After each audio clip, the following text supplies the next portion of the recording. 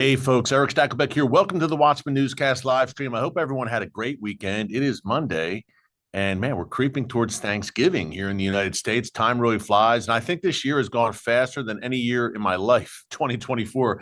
I don't know about you, but what a year, and culminating obviously last week with the election of Donald Trump here in the United States. We talked about that a bunch, rightly so. It was the story in the U.S. and globally last week for sure. President Trump coming back into office and what that means. Only good things for America, for Israel, and the world, I believe. But we want to shift to our usual this week and talk a little bit more about the world's most volatile, chaotic, yet strategic region and prophetic region. That's the Middle East. That's usually our focus here most of the time here on the live stream. If you like what you're hearing and you like current events and breaking news from an unapologetically biblical perspective, make sure to subscribe and click the notification bell so you get alerts every time a new video is posted. Sometimes we come to you on a Saturday, a Sunday, so you want that heads up so you never miss an update. Okay, let's dig into it. I mentioned the world's most chaotic, strategic, and yes, prophetic region. And we've seen the prophetic time clock go into overdrive really over the past 13 months since the October 7th massacre. And I gave a speech in California this weekend, and I laid out how I believe Hamas and Hezbollah and their smashing at the hands of the IDF is laying the groundwork for larger prophetic events to come. So we're going to talk about that a bit. But in the meantime, at the micro level, look, the numbers now, we're learning that in the wake of Operation Exploding Pager in Lebanon, that's why I've called it that September 17th incredible operation where pagers blew up on the persons of Hezbollah terrorists simultaneously. And by the way, one day later, around 500 walkie-talkies blew up as well in their hands. Now we're hearing that some 4,500 Hezbollah terrorists were killed in wounded in Operation Exploding Pager, at least 150 killed. And Prime Minister Benjamin Netanyahu, look, remember, Israel did not claim responsibility right away, but Prime Minister Netanyahu said just yesterday, basically, yeah, we did it in so many words. That was us. So that's interesting. And we know that Hezbollah's entire leadership has been completely wiped out. I mean, decimated, starting with Sheikh Hassan Nasrallah, the overall leader of Hezbollah, his replacement, Safi ad-Din, then taken out a week later, and Hezbollah's entire Radwan force, that elite military unit, all taken out in strikes in Beirut over the past month. Well, they're not the only ones. There have been several significant Hezbollah commanders eliminated. One was even captured last week in an IDF commando raid, but a big one over the weekend. Now, this was a name. He was someone, look, he's been known for a while. His name is Salim Ayyash. Now, he is someone who's lurked in the shadows for much of the past 20 years. But he was behind one of the real turning points in the Middle East way back in 2005, the assassination of the then Lebanese Prime Minister Rafiq Hariri. Remember that name? If you've been following the Middle East for a long time, you know all about Rafiq Hariri and what a firestorm that caused in the Middle East way back in 2005, as I said, when Syrian troops were occupying Lebanon. And this was, it seems like generations ago, but it was only some 19 years ago. Rafiq Hariri was killed. Well, Salim Ayyash was the man behind his assassination. But that's not why the IDF targeted him. He also has Israeli blood on his hands and is significant, was, past tense, a significant player in Hezbollah's terror operations. Let's break it down real quick. He was convicted in 2020 in absentia. He's been hiding out in Syria of Hariri's assassination. He was killed in an Israeli airstrike on Syria, according to sources on the ground in Lebanon. He's killed in the town of Qusair in Syria's Homs province near the border with Lebanon. And he was killed in an Israeli strike on an apartment building in this town south of Damascus just yesterday on Sunday. And a big player in everything that Hezbollah was doing over the years in terms of assassinations. Now, he was a member of Hezbollah's elite unit 151, which was Hezbollah's assassination squad. So this was a very nasty actor, needless to say. When you're on a Hezbollah assassination squad, you're not a very nice person, needless to say. And this was a guy with a lot of blood on his hands. And the elimination of a member of Hezbollah's elite assassination squad is very relevant because, folks, helpful reminder, 2 weeks ago, Hezbollah attempted to, drumroll, assassinate the Prime Minister of Israel, Benjamin Netanyahu. We covered it here extensively on the live stream. Hezbollah flew a drone into Prime Minister Netanyahu's home, his residence in Caesarea along the Mediterranean coast. And that drone exploded against Bibi's bedroom window. And that's his kind of his vacation, his weekend residence. He resides full-time in Jerusalem, but he's at that Caesarea home pretty often. And God forbid he was inside the house at the time, or in his bedroom, in bed, or just in there. This Hezbollah drone smashed against his bedroom window, caused damage, and exploded. So there was an attempted assassination of Israel's prime minister, and now Israel eliminates a member of Hezbollah's assassination unit. You do the math. Was Salim Ayyash involved in that drone launch against Bibi's home? We don't know, but I think it's a message by Israel for sure, because they have vowed, look, there is retaliation coming. It's an act of war. I mean, Israel's at war with Hezbollah right now, but in a larger sense, an act of war by Hezbollah's masters, you guessed it, the Iranian regime, because Hezbollah doesn't walk, talk, or chew gum without Iran's approval. So Iran greenlit this attempted assassination of Prime Minister Netanyahu, for sure. And now a member of the assassination unit of Hezbollah gets his comeuppance. But I think eventually it's going to go further than that, and the Iranian regime is going to feel much more of the heat, especially after this U.S. election result. I want to talk about that more, the implications of Trump's ascension back to the presidency on Iran in particular. Hey, before the election, I was saying Iran's been more vulnerable now than they have been in 40 years. Well, it got even hairier for the mullahs after last Tuesday night. So we want to talk about that as well. But another significant blow against Hezbollah. And Israel is, on one hand, methodically, on the other hand, stunningly, I mean, literally just eliminating Hezbollah's entire leadership. Every influential Hezbollah player, as I mentioned, even leaders that haven't been killed, you had 4,500 significant Hezbollah jihadists. These weren't Z-level guys. The Hezbollah terrorists targeted in that pager operation back on September 17th were pretty significant players, according to all accounts. So to say this organization is decimated is an understatement. Now, still, Hezbollah fired some 50 missiles, rockets, I should say, at northern Israel over the past 24 hours. We had some Israeli civilian injuries. So Hezbollah still has the capability to cause a lot of havoc. But there's Hezbollah today, as I come to you on November 11th, 2024, and there's Hezbollah on September 16th, 2024, before Israel went into overdrive with the pager operation, the targeted strikes against Hezbollah's leadership, and the ground invasion, of course, clearing out southern Lebanon. And Hezbollah today is not what Hezbollah was just a month and a half ago, when, look, there were serious concerns that Hezbollah could fire off some 3,000 rockets per day, covering every inch of Israel. Now it's 50 rockets, which is horrible, hitting northern Israel. But it's not 3,000 rockets, including rockets raining down on all, from north to south. Hezbollah has been shattered, and folks, they will never be the same. They're still dangerous, no doubt, but they're a shell of what they were.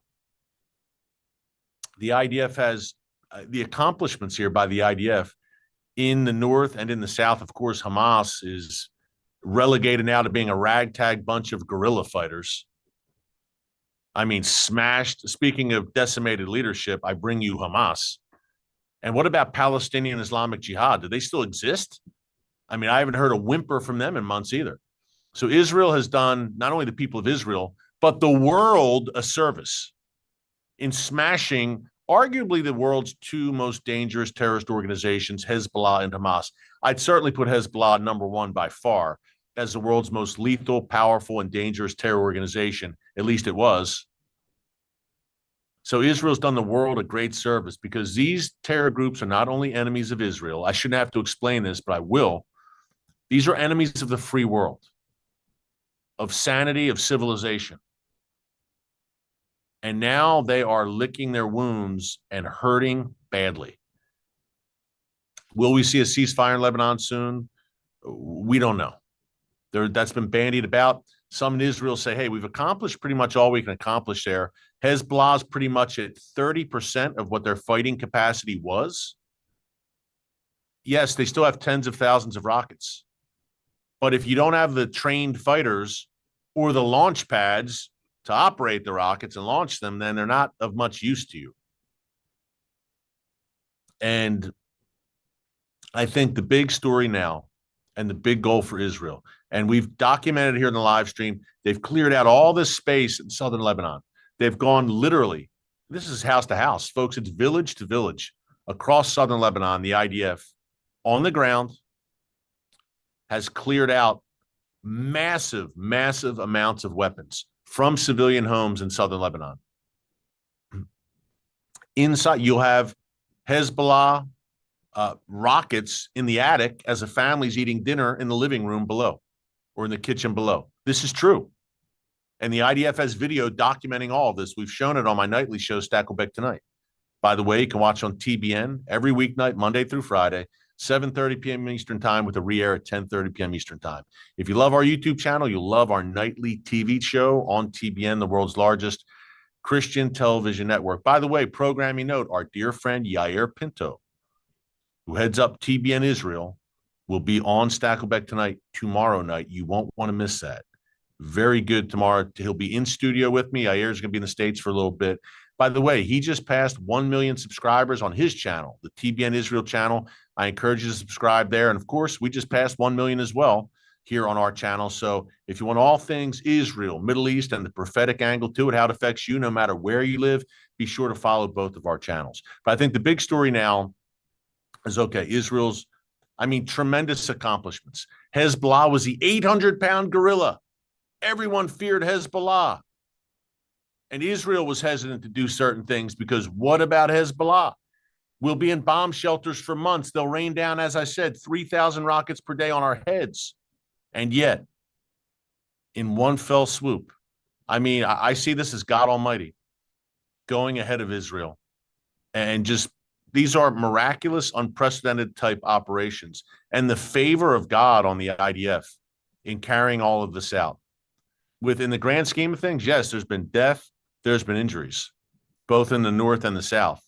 I'm not including October 7th. Separately, post-October 7th, yes, in the north and the south, Israelis have been killed, mainly in the north, and injured. But folks, we were talking hundreds, if not thousands, of casualties, of deaths, potentially. That has not materialized. Thank God. God's hand of protection and favor has been on his land and his people. And he's been going ahead of the IDF. And these are stunning, stunning military accomplishments and intelligence accomplishments that have left Iran's two main proxies reeling. But the big story now, are we at a point, and what do you think? We have the most educated audience on YouTube, I like to say, with our watchmen and women on the wall. Comment, opine in our chat here. Do you think it's about time? Do you think we're at the point where the residents of northern Israel can return home? What do you think? They've been evacuated since essentially October 8th, when Hezbollah began unilaterally, without provocation, key point there, began bombarding northern Israel with rockets, missiles, and drones. The residents of beautiful, beautiful northern Israel evacuated the entire north, and they've been scattered throughout the country for 13 months plus. Is it time they return home? Has Israel accomplished enough where the residents of the north can say, you know what? We are comfortable now with returning home.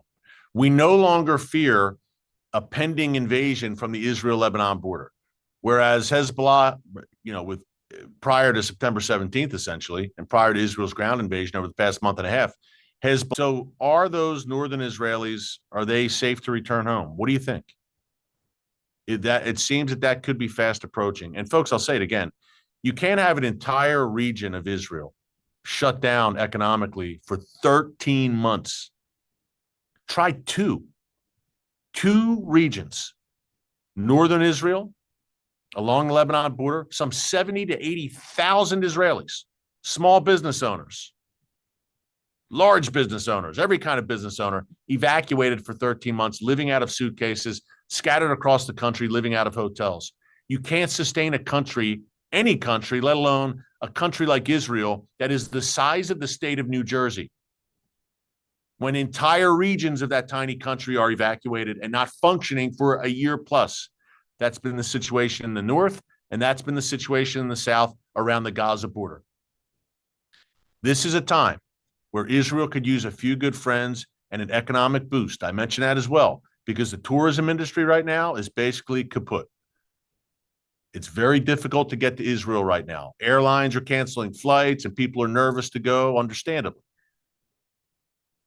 That's where Artsa comes in, our partner for today's live stream. If you've been watching me for the past 5 years, you know we love Artsa, one of our favorite companies. Artsabox.com. You see the information there on your screen. This is an amazing company. It's an Israeli-owned small business run by a great guy who is a member of Israel's reserves. He's in the Israeli IDF reserves. And Artsa features handcrafted products made in Israel by Israeli small businesses and Israeli artisans. And folks, it's great stuff. And they come to your doorstep in these boxes. It's so well done, so well presented. And it's the sights, the sounds, the taste, the smells of the Holy Land of Israel. My family can't wait to get our Artsa box. My daughters, they're teenagers, so they know what's cool and what's good. And they say, hey, this is good stuff, Dad. This isn't cheesy. This is great stuff. It's good products. They say, hey, what do we get this time? They look forward to the Artsa box arriving at our doorstep, a taste of the Holy Land at your doorstep. It's tough to get to Israel right now, as I said, but you can bring Israel to your house. Artsabox.com. Use the discount code to get 10% off your Artsa box subscription. The discount code, real simple, Watchman, M-A-N, Watchman, to get 10% off your Artsa box subscription with the holiday season holiday shopping season, I should say, upon us. Hanukkah's around the corner, Christmas right around the corner, Black Friday. Or people are already talking about the day after Thanksgiving here in the States. People want to get those deals and shop for their loved ones. Well, for the Israel lover in your house, in your life, in your home, wherever, your friends, coworkers, family members, Artsa is an awesome way to not only bring Israel to them, but to support Israel in its time of greatest need. And I mentioned those Israeli small businesses, the Israeli economy, how it's been struggling. They're at war, regions evacuated. I think of Genesis 12:3, blessing the people of Israel. A great way of doing that is blessing Israel economically, supporting Israeli businesses. Can't think of a better one than Artsa. It's artsabox.com. Again, these products are awesome, and they're handcrafted in Israel. It's special. These are made in the Holy Land. Great company, fully support and love Artsa. Love all they're doing. Such high quality content and materials in every Artsa box. Artsabox.com. Remember, 10% off. Watchman. Use a discount code just in time for the holidays. A great gift for anyone in your life. And we just pray that those residents can get back in northern Israel. And by the way, it's a Christmas box that Artsa is offering right now. Gosh, I buried the lead. Last time it was a biblical archaeology box. How cool is that? They'll go to a region. It'll focus on small businesses, say Jerusalem, Galilee, Nazareth. This time around for November, December, it is a Christmas box. Really cool stuff. So you'll want to make sure to check that out for sure. And we're just praying that the people of northern Israel can return soon. And I think they will.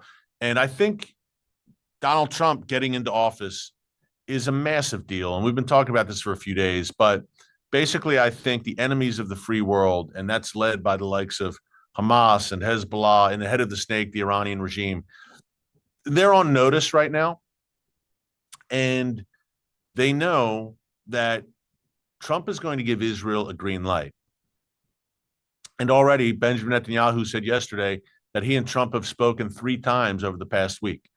Now, that's not surprising to me because Trump reportedly, and folks get this, he has apparently spoken to at least 70 world leaders in the past 6 days. He's already making appointments to his cabinet, to his administration. It's almost like he's a leader of the free world again already, and he's not getting inaugurated for another 70 days. He's spoken to 70 world leaders in the past 6 days. Joe Biden's probably talked to 7 in the past 6 months. And I'm sad to say that. But that's where we're at, and we won't be there very long. But I think the Iranian regime is quaking in its boots, and that's not an understatement. And by extension, so are Hezbollah and Hamas. I think with Hezbollah, they're going to be begging for a ceasefire in Lebanon. And I think behind the scenes, they already are. And it's a ceasefire that I think will be on very favorable terms for Israel, where Hezbollah is pushed beyond the Litani River, which is some 18 miles north of the Israel-Lebanon border. And that's kind of the sweet spot for Israel. The sweetest spot would be to eliminate Hezbollah altogether. But a severely crippled and weakened and demoralized Hezbollah, with their masters in Iran also being demoralized, and they're 18 miles away beyond the Litani River with a good amount of their weaponry demolished, it's not a bad outcome for Israel right now. And Trump is saying, look, win decisively, but try to do it before I get into office in January 20th to be precise. So Israel's got a little bit over 2 months here to really wrap this up and close the circle, so to speak, and really smash Hezbollah and Hamas, which are obviously well on the way to doing. So Israel's in a good place right now. But I think the big question is, what about Iran? And I talked to an Israeli friend about this today. And again, Iran's never been more vulnerable. But does Israel take advantage of that before Trump gets to office? I don't know the nature of those conversations between Bibi and Trump over the past few days. Again, there's been 3 of them. But Bibi was very clear that he and Trump see totally eye to eye on Iran. Now, about a month ago, President Trump said Israel should hit Iran's nuclear facilities. That should come first. So we're reading the tea leaves here, but does Trump say to Iran, you know what, hit the nuclear facilities before I get into office? Or does Trump say, wait till I get in office, we'll give you a green light and we'll give you support? Not sure, but it's clear now the Biden-Harris administration is a lame duck. But in the next 70 days, that lame duck regime can do a lot of damage, in particular at the UN, which Obama did on the way out the door in late 2016, Trump's first go-around. Obama abstained his administration from a crucial vote against Israel that went down in the UN General Assembly. They abstained. And it was a knife in the back out the door. And I wouldn't put it past this administration, needless to say, to do the same thing. So that's cause for concern. The trouble in the international arena, say the International Court of Justice, the ICC, the International Criminal Court, the UN, that Biden-Harris can do before they leave office, and don't let the door hit you. But also, you've got the potential of the Biden-Harris regime withholding crucial arms shipments to Israel.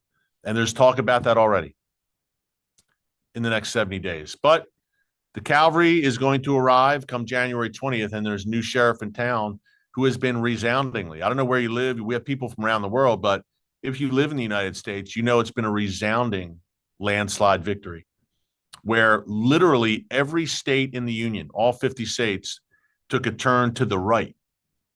It's amazing the numbers in places like California, New York, Illinois, New Jersey, Democrat strongholds. And someone made the observation, there are no blue states. There's only blue cities. Because you can look at these states, like California, for instance, incredible map of the 2024 election result. Most of the state is red, except the coast. San Francisco, LA, San Diego, Sacramento. Well, Sacramento's not on the coast, but the big cities, it's these major urban centers, these blue cities from coast to coast, surrounded by a sea of red. And the people have spoken. It's a complete repudiation of Biden-Harris policies, not only domestically, but on foreign policy. So we'll see what tack Trump takes with this. In the meantime, I mentioned Hamas and Hezbollah. There's a third H in that ring of fire, and that would be the Houthis. Now, they fired a ballistic missile, as you saw in the title of today's live stream. They fired a ballistic missile from from Yemen at Israel that exploded.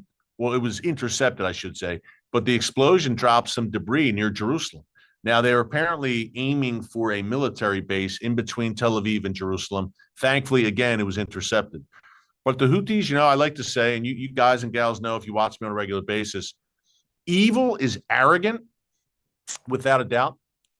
And I think we saw that on October 7th, October 8th, when Hamas and then Hezbollah unilaterally began attacking Israel. And they signed their own death warrant in their arrogance. This was their moment to shine, their crowning moment, and then it led to their demise. So evil's arrogant, but evil's also stupid. And it was stupid to attack Israel on October 7th and 8th.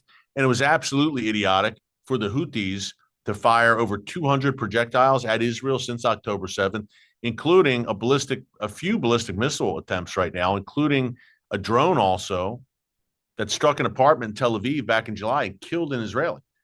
And why was it so stupid? Because they can't handle that fight. Israel had two overwhelming responses against the Hodeidah port in Yemen that really did damage to the Houthis. But the stupidity comes in that they're still firing. And they fired another ballistic missile. Why would this be? Stupidity is one part to it, but evil is relentless. Evil never sleeps. I wish I could say the same for good and justice, but evil never sleeps. Why? Because it's demonically driven. This is demonic evil. There's a reason Hamas has been walloped and walloped and walloped some more over the past few decades, and they always come back because it's relentless demonic evil that is demonically obsessed and possessed with destroying Israel. And that's why the Houthis, number one, will continue to fire. And number two, they will continue to fire until they are decisively crushed, beaten into total submission. You see the lesson of that in Gaza. Yahya Sinwar, the Hamas leader, is killed 3 weeks ago, and Hamas couldn't even muster up some rockets in response. That's how much they've been crushed. That is the way, folks. Evil must be decisively crushed. That's it. This is the way forward. Evil must be crushed. Sheikh Hassan Nasrallah is killed, and Hezbollah could barely do anything in response because they're in the process of being crushed. If you don't crush evil, it's going to continue to come and come and come. Any Lord of the Rings fans? Sauron? His demise was greatly exaggerated many times. He kept coming back because he was relentlessly and demonically evil. So it should not shock you that the Houthis fired another ballistic missile, even though they have to know Israel's response can be crushing. That's what evil does. It's arrogant, it's stupid, and it's demonically obsessed and possessed. So this should be no shock. And the radical left in America, look, they were beaten badly last week in the election. Don't expect them they might lay low. I never said that evil won't lay low and regroup, but evil always seems to return. That's why we have to be vigilant. Those of us who stand for the light and in the light of Jesus and God Almighty, need to be vigilant, never, ever rest on our laurels and get complacent. And I say that to my fellow Americans in the wake of the election last week. Don't get complacent. And I think we have a window here to work in the light. Number one, for the sake of America and the free world and for Israel, but number two, for the kingdom, for the gospel. There's a great shadow descending upon the Western world, and that shadow now stops at the east coast of the United States. And it would have descended and enveloped my nation as well if the election went a different way last week. The U.S. right now can be a shining city on a hill once again, while Europe, you saw what happened in Europe over the past few days, including tonight. There's rioting in Amsterdam, anti-Semitic rioting. You had a pogrom in Western Europe on the 86th anniversary of Kristallnacht. So while Democrats and leftists in the United States are busy calling Trump a Nazi, there's literal Nazi-style pogroms taking place in Europe right now, but they're silent about that. Good called evil, evil called good, Prophet Isaiah, it all adds up. But I think we've got a new day here where Israel and America together can accomplish some very good things. And I don't know if Israel is going to respond to that Houthi ballistic missile, but I can tell you this window, these 70 days here, we've been talking about it, folks, over the past really few months, the period between the election on November 5th and the inauguration on January 20th. It's big. What happens vis-a-vis Iran? Because I truly believe now the conversation is going to shift back to Iran's nuclear program. It's taken a back seat the past year. Hamas, Hezbollah, we've got war. But Iran's nuclear program is going to come front and center once again because the Iranian regime has a decision to make. They're so vulnerable. How will they hang on to power and preserve their regime? I believe they will choose the North Korea model. The Kim dynasty said, you know what? If we acquire nuclear weapons, no one's going to mess with us. We can threaten everyone else. They'll leave us alone and we'll maintain power. And I think Iran's taken that lesson to heart. They have very close relations with North Korea. I think the Ayatollahs are having some pretty intensive discussions right now and saying the only way we stay in power, Hezbollah and Hamas smashed. Our air defense is taken out by Israel in that October 26th attack. The only way we stay in power is to go nuclear. Or if Russia or a nuclear power like Russia vows to, if we sign a NATO-type alliance or treaty with Russia, where Russia vows to defend us if we're attacked, which I don't know if that's, they're going to be in league prophetically, no doubt, and they're about to sign a defense agreement. But that's quite a commitment if Russia would agree to that. Short of that, Iran's going to need to develop the bomb, in their view. That's the one way they can maintain power and not worry about being struck, if they've got several nuclear bombs. I don't think Israel's going to let them get there. I don't think it's going to get to that point because I think Israel is going to strike first. And as this nuclear crisis ramps up, and Trump's coming back in office, this is a critical time, folks. Keep it all in prayer. We're going to talk about this more. I believe there's a good chance our dear friend Yair Pinto will join us here on the live stream tomorrow with some on-the-ground reporting, what he's seeing in Israel. You won't want to miss that. Until then, thanks for joining us. Hey, remember to subscribe as well on X, Facebook, Instagram, or across social media. Follow us across all these social media platforms. We've got original content every day. Until next time, God bless you, and remember, never hold your peace. Hey, everyone. Thanks for checking out the Watchman Newscast. Make sure you hit the subscribe button so you never miss an upload, and tap the bell icon so you're notified every time a new video is posted. And don't forget to share your thoughts, insights, and comments below. Thanks for watching. We'll see you back here tomorrow.